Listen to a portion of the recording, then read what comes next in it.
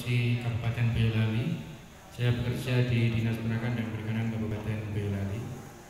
Saya ingin menanyakan Pak, mungkin perlu disampaikan kepada masyarakat perbedaan antara pungutan liar dan iuran Pak.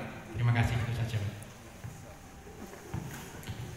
Oke, pungutan liar dan iuran, apa yang perbedaannya? Karena di masyarakat ada iuran dan mungkin akan ditemukan pungutan liar gitu ya. Monggo dari Wakapolres selaku ketua tim Tabar Pungli, atau mungkin nanti dijawab dari narasumber yang lain. Sambil menunggu jawabannya, kita tambah satu lagi untuk penanya, mungkin dari Bapak Forkominjam, Bapak Camat, Bapak Kapolsek, atau Bapak dan Ramil. Monggo, apa diwakili Ketua Paguyuban Camat untuk bisa memberikan satu pertanyaan kepada narasumber. Monggo silakan. Monggo dari Bapak Camat atau yang mewakili,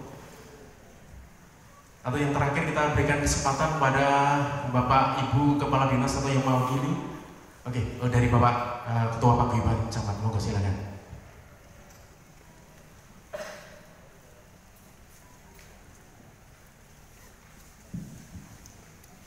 Selamat siang.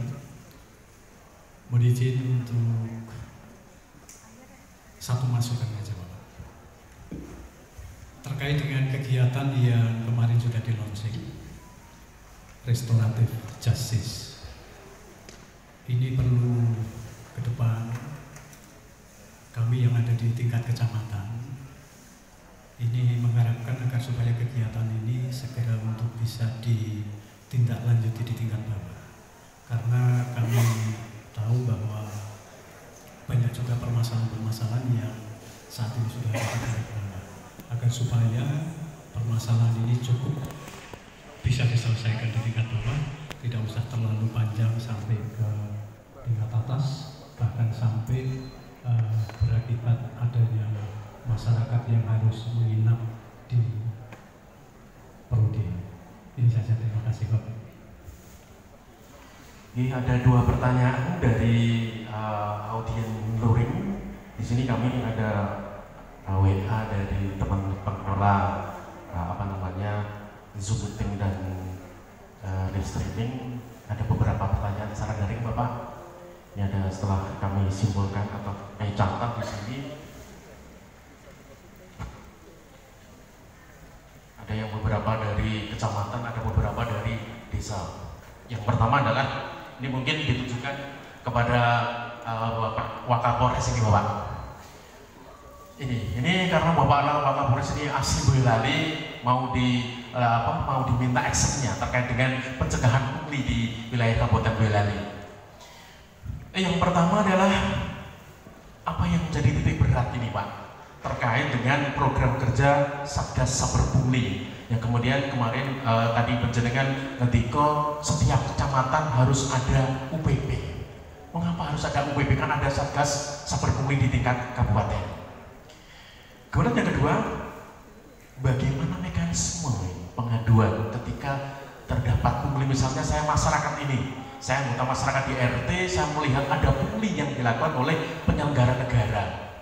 Apa yang harus saya lakukan ketika di kecamatan itu ada UPP, unit pemberantasan pungutan liar di wilayah kecamatan saya? Apakah saya harus lapor ke kepala desa dulu? Apakah harus langsung kepada bupati atau bahkan ke inspektorat?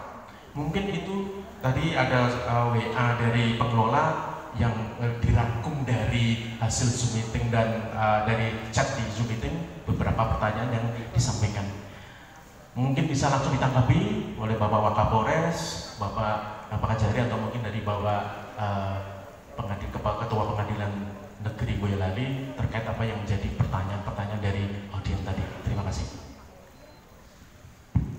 Terima kasih atas pertanyaannya.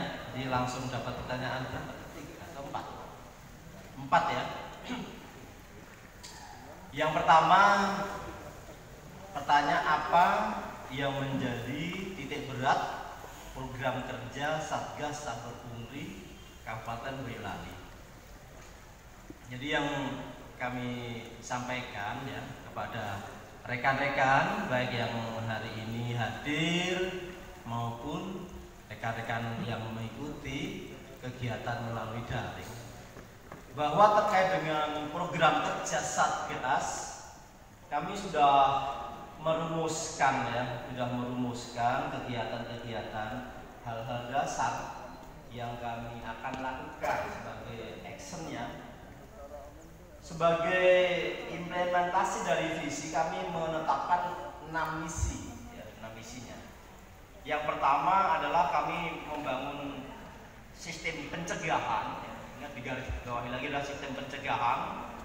Kedua, membangun sistem intelijen yang efektif. Yang kedua, yang ketiga, kami membangun sistem penggunaan teknologi informasi dalam pengumpulan, pengolahan, dan penyajian data. Kemudian kami yang keempat membangun budaya anti korupsi pada pemerintah dan masyarakat. Yang kelima, melaksanakan kegiatan pencegahan dan pemberantasan pungli. Yang keenam adalah meningkatkan kualitas pelayanan publik. Dari hal-hal yang saya sampaikan tadi dapat dipahami bahwa kami dari Satgas Saber Pungli lebih menitik beratkan kepada aspek pencegahan. Kami berupaya menanamkan nilai-nilai ataupun menanamkan pengetahuan kepada seluruh masyarakat, juga membuka ruang ya, bagi informasi dari masyarakat.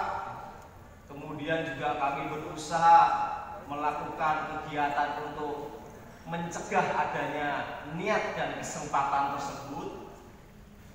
Dari hal yang saya sampaikan tentunya dapat dimaknai ya, kegiatan penegakan hukum ya, itu bukan hal yang tidak dilakukan. Namun demikian ya, penegakan hukum itu menjadi sebuah alternatif terakhir. Sebelumnya kami akan melakukan pencegahan, pembinaan ya, dan tentunya untuk hal-hal yang bisa dilakukan pembinaan maupun restorasi of justice gitu ya. Karena jangan sampai pungli ya yang nilai nominalnya kecil, namun kami lakukan penyidikan, kami lakukan penegakan hukum yang justru menyerap anggaran biaya banyak. Nanti punglinya 10.000, tapi apabila dilakukan penegakan hukum dari penyidikan ya, sampai bahkan nanti ke tingkat tahap selanjutnya, kami malah menyerap anggaran negara lebih banyak. Jadi seperti itu ya. Terkait dengan pertanyaan, kami lebih baik, lebih banyak kegiatannya dalam hal pencegahan.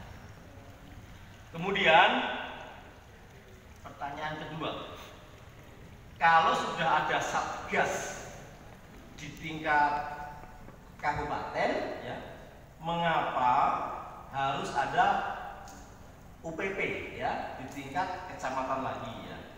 Nah ini, mungkin pertanyaan ini mungkin mewakili juga apa yang di dalam hati, apa yang di dalam benak Bapak Camat, Bapak Kapolsek, Bapak Danramil, atau Pak Lurah yang ada di kelurahan. Sudah ada Satgas, sudah ada orang-orangnya ya yang tergabung di sini, ada tim Pokjanya ya. Kami sampaikan bahwa kami bekerja ini berdasarkan keputusan Bupati 11 Februari 2022. Di dalam keputusan Bupati ini ada Satgas ya. Bapak Bupati selaku penanggung jawab dan lain sebagainya ya. Ada beberapa tim Pokja. Ada tim Pokja pencegahan ya. Ada tim Pokja penanganan pengaduan, ada tim Pokja intelijen, ada juga tim Pokja penindakan gitu gunanya atau apa korelasinya harus dibentuk UPP tingkat kecamatan? Saya yakin rekan-rekan semua setuju. Mungkin bangsa ini tidak hancur karena perang. Bangsa ini tidak hancur karena bencana alam. Tapi bangsa ini bisa carut marut, bisa tidak bisa membangun, bisa hancur karena warganya tidak berintegritas. Kata orang, mohon maaf saya juga nggak tahu. VOC itu persekutuan dagang terbesar di dunia sampai dengan saat ini, katanya begitu. Saya belum lahir kan. Bahkan juga VOC ini diberikan tentara gitu ya, untuk melancarkan si dagang kita. Namun VOC ini dibubarkan karena kata sejarah karena perilaku koruptif organ-organ yang ada di dalam VOC tersebut. Bukan hancur karena, tapi dibubarkan karena. Nah, dari hal yang saya sampaikan, kita tahu bahwa integritas, budaya anti korupsi, ya, sebuah kejahatan korupsi. Kalau saya bicara terlalu melebar korupsi, itu sebuah kejahatan yang luar biasa yang harus kita cegah bersama. Tentunya dari Satgas tidak bisa berdiri sendiri. Orangnya juga terbatas di Satgas, waktunya terbatas, orangnya terbatas. Oleh karena itu, salah satu visinya adalah di sini adalah menginternalisasi penguatan penggunaan kekuatan internal,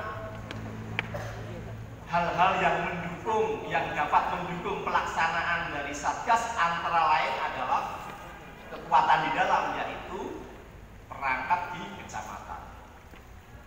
Karena korupsi ini bukan sebuah kegiatan kejahatan yang biasa, ya, pungli, budaya tidak berintegritas, ya.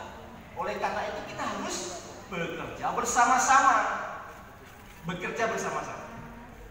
Pada jangka panjangnya nanti bukan hanya ASN saja yang memahami kaitannya dengan integritas, kaitannya dengan pungli, kaitannya dengan korupsi. Bukan hanya ASN saja, tapi kami ingin menjangkau seluruh masyarakat, elemen masyarakat yang ada di Boyolali. Oleh karena itu kita harus bersatu padu, harus bergotong royong, satu kata, satu komando dalam rangka mendukung arah kebijakan Bapak integritas kita. Kita laksanakan ini dalam rangka mendukung kebijakan Bapak Bupati. Kalau bukan kita yang mendukung, siapa lagi? Saya yakin Pak Camat siap mendukung kebijakan tersebut. Muspika siap mendukung. Pak Lurah siap mendukung, karena ini adalah kebijakan Bupati untuk mewujudkan implementasi daripada Boyolali Meta. Melangkah bersama, menata bersama, penuh totalitas. Demikian. Pertanyaan yang berikutnya, bagaimana mekanisme bila ada pungli? Betul ya? Bagaimana mekanisme bila masyarakat mengetahui ada pungli?